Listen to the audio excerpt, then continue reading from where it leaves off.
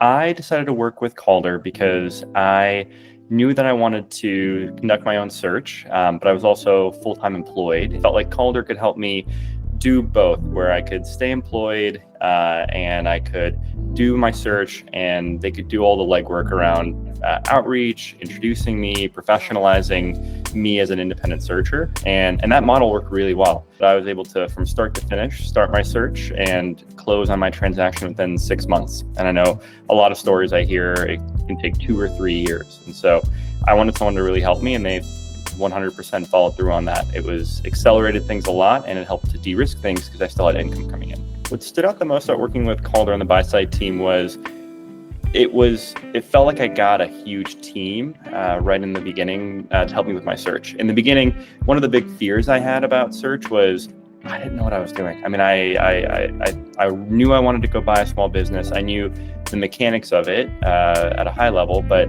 I didn't know how to draft an LOI, what should be included in an LOI. I didn't know how to pull together a business valuation, what were standard terms and non-standard terms. And every question that I had along the way, I felt like Calder had a wealth of experience to pull into, and they were able to give me the advice. They were able to help negotiate on my behalf. And it felt like instead of me just being an independent searcher and trying to close on a deal, I had a whole team behind me to help me do that. And so I think that made me feel a lot more confident, certainly made the outcome a lot more successful.